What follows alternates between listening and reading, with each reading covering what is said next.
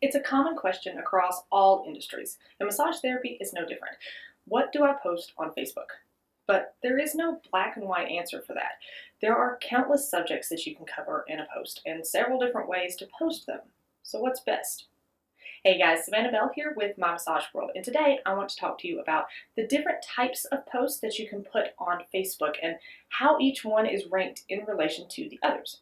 Should you be posting just text, links, or images, or video? What about live video?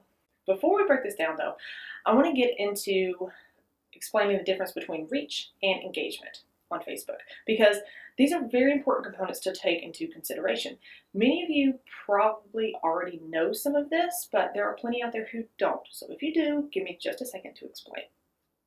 Reach is simply the number of people who your post is put in front of. Specifically, organic reach is defined by Facebook as how many people you can reach for free on Facebook by posting to your page. So as they're scrolling through their newsfeed on their phone or their computer, your post will be included in that newsfeed. It's reached them. Now, only a fraction of the people who like your page will actually be reached, and therefore see what you post. You may have 1,000 fans, but check each one of your posts and you'll see that they're only reaching a fraction of your audience. In the past couple of years, Facebook has made some drastic changes to their algorithms, which has dropped organic reach for business pages really, really low. Like some estimate as low as only 5 to 7%. That means that only 5 to 7% of your audience will see any of your posts. But don't worry, in my opinion, I think that figure is quite a bit skewed and probably really doesn't apply to your massage practice because that number is based on pages with very, very large followings. So think about how many pages you like for companies that you never really care what they post. You just wanted to like the page because you like the company, plain and simple. For instance, there are over 27 million people on Facebook who like Amazon's page. You really think all those people want to see everything Amazon posts? No, but you're a small business that focuses on relationships, not just customers. So you are what is different. You can take that 5 to 7% figure and throw it to the wayside because it probably doesn't apply to you. But it is important to note so that if you see that figure floating around, you don't freak out and throw your hands up and say that Facebook is useless. That brings us to engagement. Engagement refers to the number of people who interact with your post in some way, whether liking it, sharing it, commenting on it, tagging people in the comments, reacting with that love or the wow, sad, or angry faces, all that stuff. All that's considered engagement. If you have a long post and they click the See More link to load the full text, that's engagement too. If you include a link and they click that, engagement. Basically shows Facebook that they're interested in what you're posting and therefore Facebook is more likely to put that type of post from that same page in front of them again. Back to that example of Amazon with 27 million likes. Their recent posts are only getting about 200 to 300 people engaged, at least from what you can see from the outside. So again, that 5 to 7% reach and subsequent lower engagement, I think is really skewed. Plus, you're a small business. People interact with small businesses far more than large corporations, especially on a positive note, simply because, again, you don't just have customers, you are building relationships. And Facebook's latest algorithm changes have placed even more emphasis on engagement. In fact, the sooner your posts get engagement, the more Facebook pushes them to your audience. So in the first few hours after you post anything, the type of engagement that you get will set the course for the success of that post. But now we're going down a rabbit hole here, so let's get back to the main ideal for today. Let's break these post types down for you. And I'm going to be using some of my own statistics from my own business page to give you a little bit more of a tangible understanding of the difference in effectiveness of each, because it applies across industries, across page types. A text-only post is extremely ineffective. It gets the least amount of reach of any post type. People don't really read on social media. They skim, they glance, they peruse while waiting in line or hanging out on the couch after a long day. Now, obviously, it doesn't apply to every single person out there, but because the majority of people won't stop and read a text-only post because it doesn't grab their attention because there's so many things going through on their Facebook newsfeed, Facebook doesn't look too kindly on them, meaning they don't get put in front of they don't get put in front of many of your people, just a handful. So for my page, a text-only post will reach about 10% of my audience. Images do far better on the other hand. We are visual creatures and our brains want to use the least amount of energy possible for any task, meaning we may zone out on text while scrolling through. but we will definitely stop when an image grabs our attention.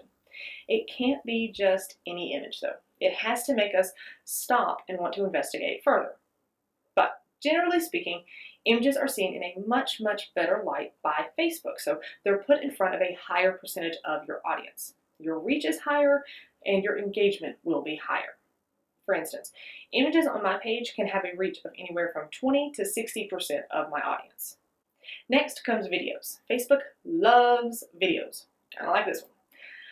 Videos get more engagement, and Facebook's whole purpose is to build and foster community between people, and videos do just that. So if you're not already, you really should start adding videos into your post mix. Now, live video is even better. Some other social media platforms may have beat Facebook to the game of live video, but they sure packed a punch once they launched it. Because of the reach that it gets over everything else, it really is the best thing that you can do for your page. If you don't like being in front of a camera, that is fine. Turn it around and shoot a short video of one of your therapists giving a massage, or a tour of your facility. Or get on there and talk about a new product line that you're introducing, or a CE class that you just took. Whatever it is, figure out how to post a video. It builds authenticity, which helps your brand anyway, and make it about something that is enticing and is going to encourage people to share it with their friends. You will get so much more reach, and your engagement is guaranteed to be higher. So for my page, video can get me anywhere from 50% to 500% of my audience. Yeah, that means like 5 times the number of people in my audience actually saw my video in their feed, simply because it has to be something that people want to share. Okay, that goes across all industries and all video types. One quick note on this whole video thing: do not share YouTube links and call that a video post. Doesn't work. It needs to be an original video that you uploaded directly on Facebook.